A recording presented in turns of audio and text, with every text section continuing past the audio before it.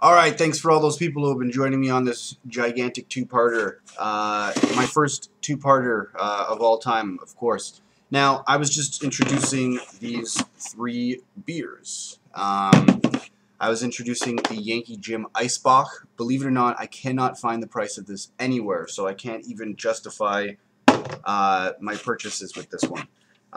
This is the Dead Elephant India Pale Ale. For those who are not familiar with the Dead Elephant story, wait, never mind. I'm getting Dead Elephant mixed up with Tusker Brewery, so I will leave that one alone. This is the first time they came out with an India Pale Ale in Toronto that I am aware of. I pulled out the price here just to make life a little bit easier for us. Now, the Yankee Jim Eisbach. Oh, I did find it. I apologize. Yankee Jim Eisbach was $2.10. The Dead Elephant is the one that I could not find the price for. And the Iron Spike Blonde was $2.40, which is pretty sweet for a beer snobbery looking can.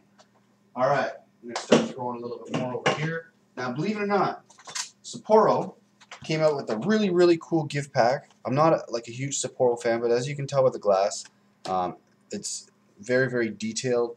It's got that very original shape that the cans typically have, and I'll show you exactly what I'm talking about here. As you can tell by the can, it's got this really cool looking shape to it, right? Where it's kind of edged along the sides. Now, if you take a really, really good look at the glass, it also has those very cool etched markings in the glass that you can't really get from any other beer. The only thing that I want to complain about, and I apologize, Sapporo, for bashing you on this one, but if you're going to come up with the glass in a gift pack full of cans that are all the same size and are typically the same size as all of the cans, why would you make the glass not be able to fit the entire can? That's the only part that I didn't understand. So there you go. There you have it. The Sapporo gift pack. I am pleased to announce that it was only $9.95. So you can't really go wrong with that whatsoever. Another thing we got going on here, we got the Dude Buccaneer collection. As you can tell on your, I think it's your right, we got a dark 9%.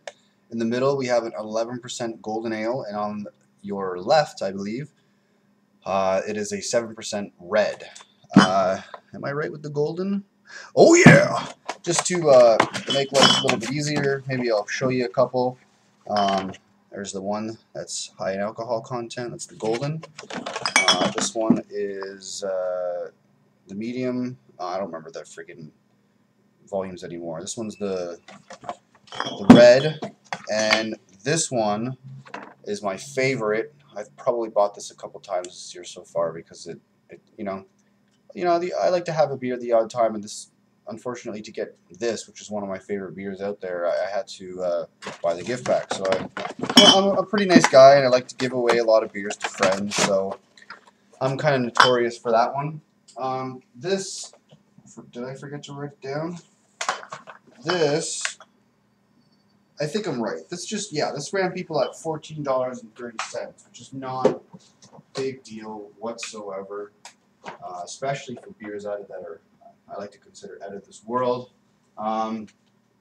Now, because things are starting to pile up over here, I'm just going to kind of rearrange things, make things a little bit the way they used to be so that things aren't toppling over everywhere. I've introduced quite a lot. Just need to give myself a little bit more room.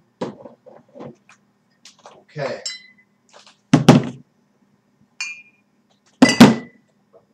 Let's see what we got to show you here.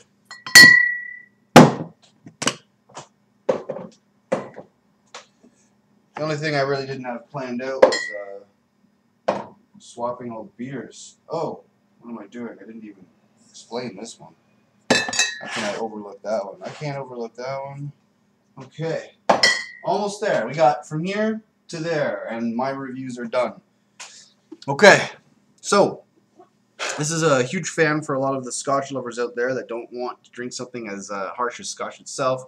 We got the Stonecutter Renaissance Scotch Ale here. This ran people at $4.60. It was a pretty big hit this year. I've never seen it anywhere else. As you can see, Stonecutter looks really sexy there in the gold lettering. We also got the Samuel Smith Winter Ale Welcome. This was also amazing. It tastes like very much like a UK beer. I recommend serving it at cellar temperature rather than most people who like to drink it at room temperature.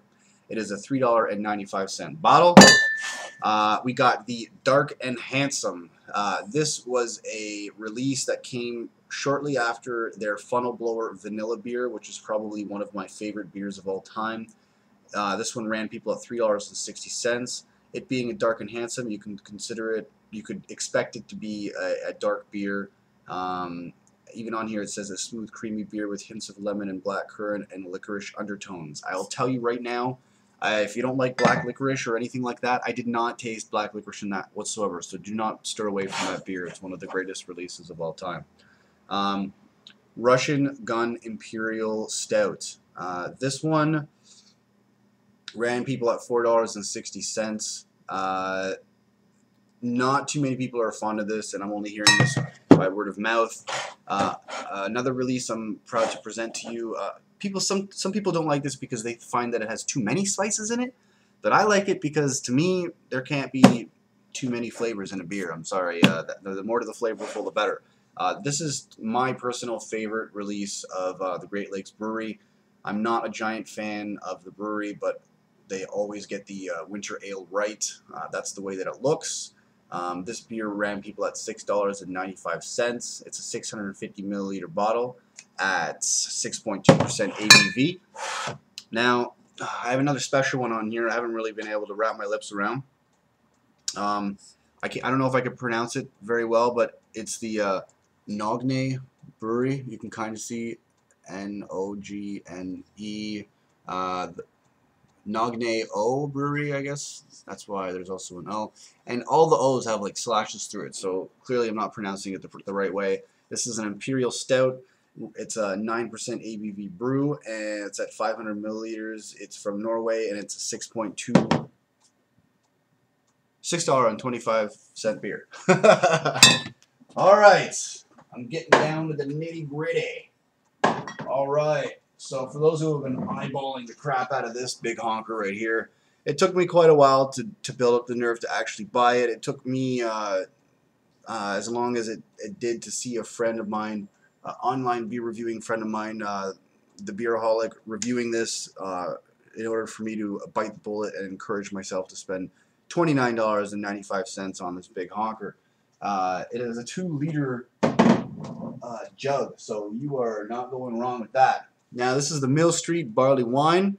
I'm not particularly a big fan of barley, so I believe I had this last year and I wasn't a big fan. So believe it or not, I actually just bought this so that everybody out there can take a look at it themselves during my holiday beer release. I'm probably going to give this to a lucky friend who really likes their barley.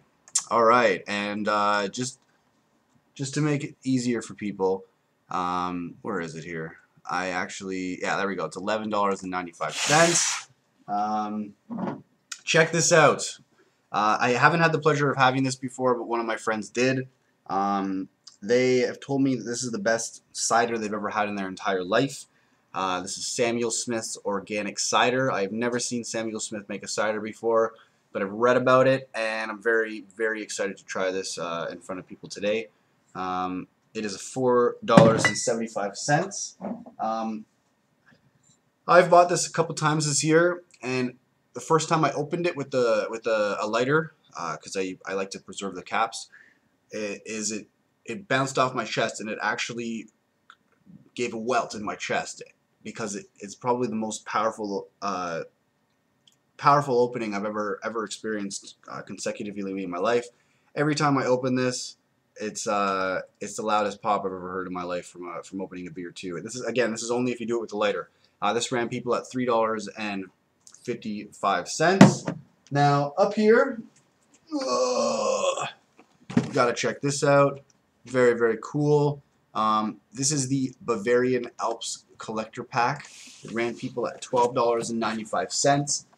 On there you have a Doppel and you have all these other different kinds of flavors. Last year when I bought this, it came with a glass, and it came with a Dunkel, and it came with a wheat beer. So those are things that were kind of lacking in this year's release. As you can see, you got real resealable caps, so if you wanted to, you could spread these beers out within a 3 to 4, maybe 5 day at a time. I'm not a fan of this beer whatsoever. Again, another beer I bought strictly for the launch that I'm doing for you right now. This is $6.95 for 2 cans and a glass. And no, I thought the glass may have been plastic, but I was wrong. Alright, so we got more for St. Peter's. This kind of looks like the winter ale that I showed you. I almost bought this thinking that it was a winter ale, but we actually got a ruby red ale here, and we have a golden ale.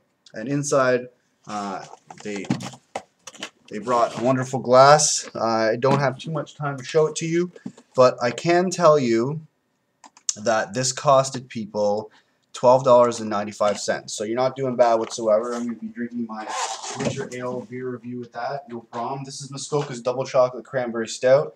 The 2010 edition was my favorite. This is the 2011 edition. You can taste the cranberries a little bit more than the chocolate, and last year you could taste the chocolate with a little bit more of the cranberries. That's pretty much the best I can say. This ran people at $10.95, and yes, I have already drank it. Ha ha ha. Alright, so another one, St. Ambrose. This is the, what is it called? Special Reserve Bourbon Wood Aged Stout. It is a 9.2% ABV beer. And I'll tell you, it may only be 9.2%, but this 9.5% that I had here I was talking about tastes like even less alcohol than this one. So it's kind of like a toss-up. I don't really have enough time to show it to you, but I can at least say that it was, where was it? I got so many things saved here that it's hard for me to. Oh, there we go.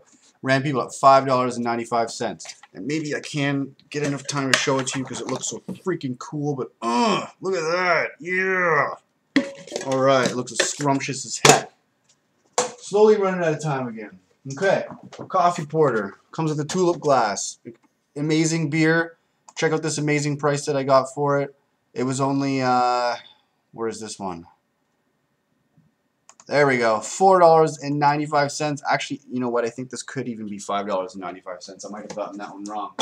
All right, so now we got Tiger Twin Pack. One thing you can't see in here is that there's a can here, a glass here, and then a glass here and a can here. So you actually got 2 glasses and 2 cans, and they're Handel Steiner glasses.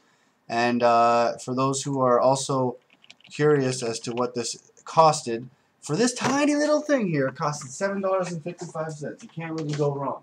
And for my last 2 releases here, slowly creeping up on the ending here, it says this is the Innocent Gun. Oh, geez, it doesn't say what kind of pack it is on here, so here it goes. Innocent Gun Connoisseur's Oak Collection for 2011. This, I think, ran me at $14.95 if I'm getting the right collection. And believe it or not, there is, check it out, Innocent Gun glass. If I'm missing anything in these reviews, people, I guarantee you that when I actually do the individual reviews that I'm going to be completely up to par. Now, for my last minute of my review, I'm going to show what I'm specifically looking forward to. The St. Ambrose gift pack. Okay, I went online and apparently there's a gigantic gift pack that's like $24-something, and then there's this one, which only costed people.